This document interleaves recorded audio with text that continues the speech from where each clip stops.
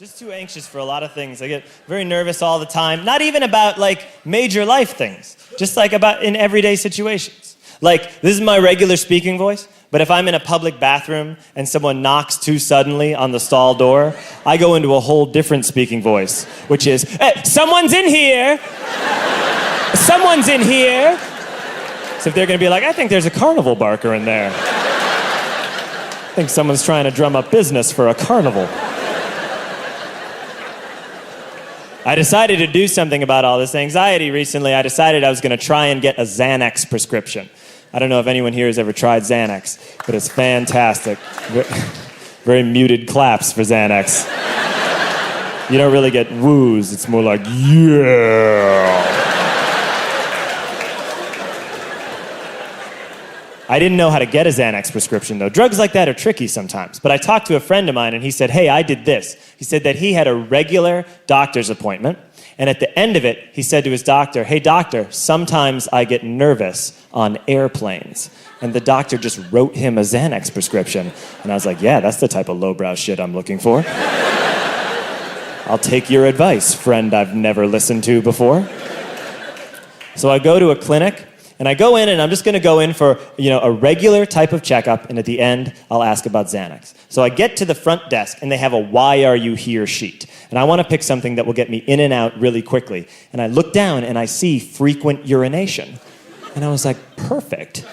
That'll be a super quick visit, I'll just be like, hey, sometimes I pee a lot. And the doctor will be like, me too, crazy, right? And I'll be like, I get nervous on airplanes. So I checked off frequent urination, and I sat down in the waiting area, and I waited for 3 hours. I finally go back to the observation room, and in the observation room, there is a male nurse standing there, and he has a Batman sticker on his stethoscope, a Batman necklace, and a Batman watch. He was kind of moving around the whole time, he was just like, all right, I am too blessed to be stressed. Let's do it. What are you allergic to besides work? And then he'd take something and he'd throw it over his shoulder and be like, beats working. Like, all of his jokes were very anti-work, which is not always what you want from a healthcare professional. The doctor comes in the room, and the doctor looks at my chart, and he says, oh, you're here for frequent urination. How many times a day are you urinating? And I tried to think of a number that would warrant a doctor visit. So I said 11. And that was too many times to say. The doctor looks at me and says, you're peeing 11 times a day. Then you may have something wrong with your prostate. So, what we need to do, some of you are ahead of me. So I don't know exactly how he phrased it, but the gist of it was, hey, if this visit is to continue, I'm going to stick part of my hand up your ass. And I didn't know what to say. Because I couldn't be like, no, that's okay. I was lying. It was a lie. To get drugs. Like a crime. So what I did was, I pulled down my pants, and I walked over to the observation table, and I put my hands down on the observation table like this. And by the way, part of me was like, whatever, those days when you're like, this might as well happen. Adult life is already so goddamn weird. So I'm bent over like this on the table, and the doctor comes up behind me and goes, no, not on your hands, on your elbows. And he knocks me down like that. And this is so much worse than this. I don't know why. I think it's that this has like a little remaining dignity to it. You know what I mean? This is sort of like, oh, stick it in. I am an American. This is like you're leaning over the edge of a cruise ship and you're like, we are approaching Martinique. He knocked me down to my elbows.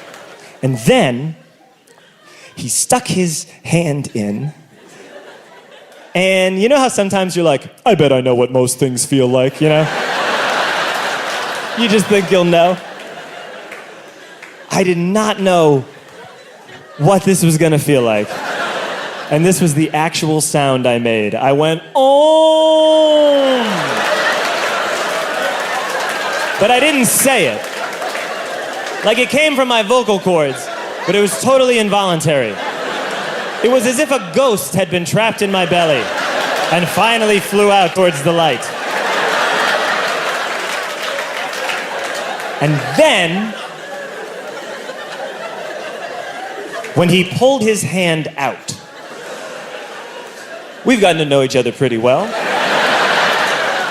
So I will phrase this as delicately as I can. I did not realize that when the doctor pulls his hand out, it feels like you're shitting because the only thing that's ever come out of your butt before has been shit. So, he pulls his hand out, and I thought that I was shitting into his hand. So I yelled, "I'm sorry!"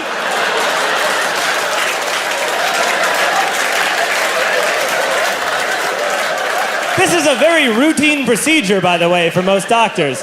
And so far he's had to deal with, "Oh, and I'm sorry." And he didn't even let me off the hook, you know? He wasn't like, don't worry, you didn't shit into my hand. He just threw his glove away and was like, ah. And I was about to ask about Xanax, but then he said, all right, your prostate's fine, but we still need to do a blood test. So I pulled up my pants and shuffled away, feeling different. And he yells out into the hall, he goes, "Hey, we're doing a blood test, get in here." And Batman dances back in, and he's like, "All right, we're gonna do a blood test. You look different, let's do it." The doctor left the room, so I'm alone with Batman. I just need this blood test to be over, okay? But first I had to tell Batman something. I said, "Batman, look, I'm one of those people who, when you take blood from me, sometimes I can faint. And I was in the waiting area for 3 hours, and I haven't eaten all day, and I'm really worried I'm gonna faint." And Batman said to me, and I'll never forget it, "Psh, you're not gonna faint." So, I stick my arm out, Batman puts the needle in, I immediately collapse on the ground. I wake up and I am covered in sweat lying on the observation table. I wake up, I open my eyes and I see Batman's face. He's looking at me and he goes, "You gotta go!" And I said, "Could I please talk to the doctor though first? Because sometimes I get nervous on airplanes." And Batman said, "The doctor's gone!" So I got my stuff and I left.